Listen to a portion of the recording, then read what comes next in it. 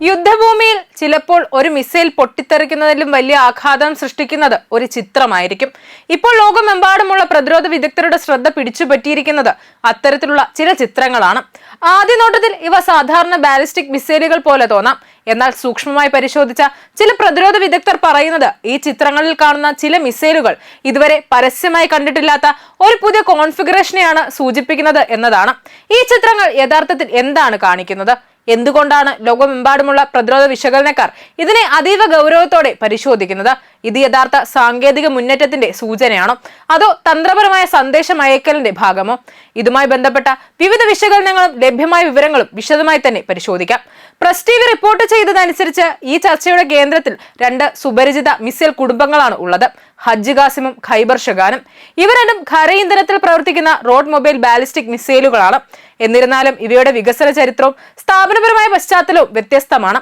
ഹജ്ജ് Qasem ഇറാന്റെ പ്രതിരോധ മന്ത്രാലയത്തിന്റെ വികസന പദ്ധതികളിൽ നിന്നാണ് രൂപം കൊണ്ടത്. മറുവശത്ത് ഖൈബർ ഷഗാൻ IRGCയുടെ എയറോസ്പേസ് വിഭാഗം വികസിപ്പിച്ച സംവിധാനമാണ്. ഈ രണ്ട് കുടുംബങ്ങളും ഏകദേശം സമാനമായ ദൂരപരിധിയിലും പേലോഡ് ശേഷിയിലുമാണ് പ്രവർത്തിക്കുന്നത്. അതിനാൽ തന്നെ രണ്ട് വ്യത്യസ്ത സ്ഥാപനങ്ങൾ സമാന ശേഷിയുള്ള മിസൈലുകൾ വികസിപ്പിക്കുന്നത് എന്തുകൊണ്ടാണ് എന്ന ചോദ്യവും ഉയരാറുണ്ട്. പ്രതിരോധ സാമ്പത്തിക ശാസ്ത്രത്തിന്റെ കാഴ്ചപ്പാടിൽ നോക്കുമ്പോൾ ഇത് വ്യാവസായിക ആവർത്തനമെന്നോ സുരക്ഷാ ഇൻഷുറൻസ് എന്നോ വിശേഷിപ്പിക്കാം. ഒരു ഉൽപാദന ശൃംഖലയ്ക്ക് തടസ്സം നേരിട്ടാലും മറ്റൊന്ന് പ്രവർത്തനം തുടരാൻ കഴിയുന്ന തരത്തിലുള്ള ഘടനയാണ് ഇതിലൂടെ സൃഷ്ടിക്കുന്നത്. എന്നാൽ ഇപ്പോൾ ശ്രദ്ധ നേടുന്നത് മറ്റൊരു കാര്യമാണ്. പുറത്തു വന്ന ചിത്രങ്ങളിൽ ഹജ്ജ് ഖാസിമിന്റെ വലിപ്പമേറിയ ബൂസ്റ്റർ ഘട്ടത്തോട് ഖൈബർ ഷഗാന്റെ വാർഹെഡ് ഘടകങ്ങൾ കൂട്ടിച്ചേർക്കുന്നത് പോലെയുള്ള കോൺഫിഗറേഷനുകൾ കാണപ്പെടുന്നുവെന്നാണ് ചില പ്രതിരോധ വിശകലനങ്ങൾ പറയുന്നത്. ചില ചിത്രങ്ങളിൽ ഫത്താഹ് കുടുംബവുമായി ബന്ധമുള്ള മാനുവറബിൾ റീ എൻട്രി വെഹിക്കിളുകളും ഉണ്ടായിരിക്കാമെന്ന വിലയിരുത്തലും ഉയർന്നിട്ടുണ്ട്. എന്നാൽ ഇവ ചിത്രങ്ങളുടെ അടിസ്ഥാനത്തിലുള്ള വിശകലനങ്ങളാണെന്നും ഔദ്യോഗികമായി സ്വതന്ത്ര സ്ഥിരീകരണം ലഭ്യമല്ലെന്നും പ്രത്യേകം ശ്രദ്ധിക്കണം. ഒരു മിസൈലിന്റെ ബൂസ്റ്റർ ഘട്ടം അതിന്റെ പ്രൊപ്പൽഷൻ സംവിധാനത്തിന്റെ ഹൃദയഭാഗമാണ്. കൂടുതൽ വലിപ്പമുള്ള ബൂസ്റ്റർ സാധാരണയായി കൂടുതൽ ഇന്ധനവും കൂടുതൽ ത്രസ്റ്റ് നൽകാൻ സഹായിക്കുന്നു. അതേസമയം വാർഹെഡ് വിഭാഗവും അതിന്റെ ഗൈഡൻസ് സംവിധാനവുമാണ് ലക്ഷ്യത്തിലെ കൃത്യത നിർണ്ണയിക്കുന്നത്. അതിനാൽ ശക്തമായ ബൂസ്റ്ററിനെയും കൂടുതൽ വികസിത ഗൈഡൻസ് സംവിധാനത്തെയും ഒരുമിപ്പിച്ച് ഉപയോഗിക്കുന്ന ആശയം സാങ്കേതികമായി ആകർഷകമാണെന്ന് ചില വിദഗ്ധർ ചൂണ്ടിക്കാണിക്കുന്നു. എന്നാൽ ഇത്തരമൊരു സംയോജനം എളുപ്പമല്ല. രണ്ട് വ്യത്യസ്ത മിസൈൽ കുടുംബങ്ങളുടെ ഘട്ടങ്ങൾ തമ്മിൽ യാന്ത്രികമായും എയറോഡൈനാമിക്സ് തലത്തിലും സോഫ്റ്റ്വെയർ തലത്തിലും പൂർണ്ണ പൊരുത്തം ഉറപ്പാക്കേണ്ടതുണ്ട്. ബൂസ്റ്ററിന്റെ വ്യാസവും വാർഹെഡിന്റെ ഘടനയും തമ്മിലുള്ള വ്യത്യാസം പരിഹരിക്കാൻ പ്രത്യേക അഡാപ്റ്റർ ഘടനകൾ ആവശ്യമായി വരും. കൂടാതെ ഗുരുത്വ കേന്ദ്രം, സ്ഥിരത, നിയന്ത്രണ സോഫ്റ്റ്വെയർ എന്നിവയും വീണ്ടും കണക്ക് കൂട്ടേണ്ടി വരും.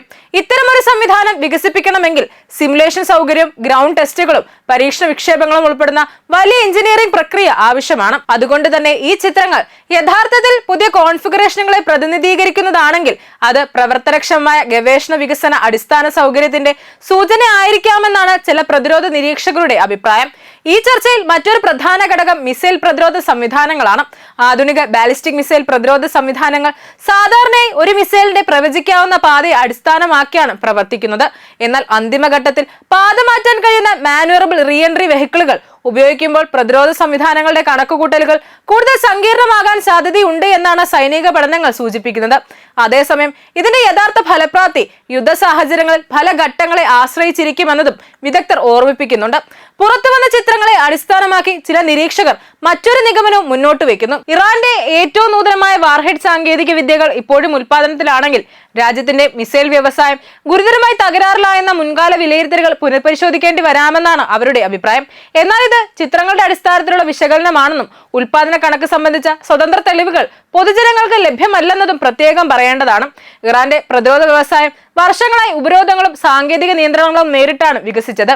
അതിനാൽ ആഭ്യന്തര ഗവേഷണത്തിനും പ്രാദേശിക നിർമ്മാണത്തിനും രാജ്യം വലിയ പ്രാധാന്യം നൽകിയിട്ടുണ്ടെന്നത് വിവിധ അന്താരാഷ്ട്ര പഠനങ്ങൾ ചൂണ്ടിക്കാണിക്കുന്ന വിഷയം തന്നെയാണ്. ഈ പശ്ചാത്തലത്തിലാണ് പുതിയ ചിത്രങ്ങൾ പ്രതിരോധ മേഖലയിലെ ചർച്ചകൾക്ക് വഴിയൊരുക്കിയത്.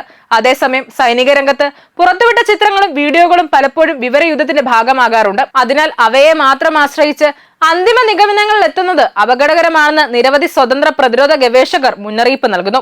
ഉപഗ്രഹ ചിത്രങ്ങൾ, പരീക്ഷണ രേഖകൾ, സ്വതന്ത്ര സാങ്കേതിക പരിശോധനകൾ എന്നിവ ലഭിക്കുമ്പോഴാണ് ഇത്തരത്തിലുള്ള അവകാശവാദങ്ങൾക്ക് കൂടുതൽ വ്യക്തത നേടുക.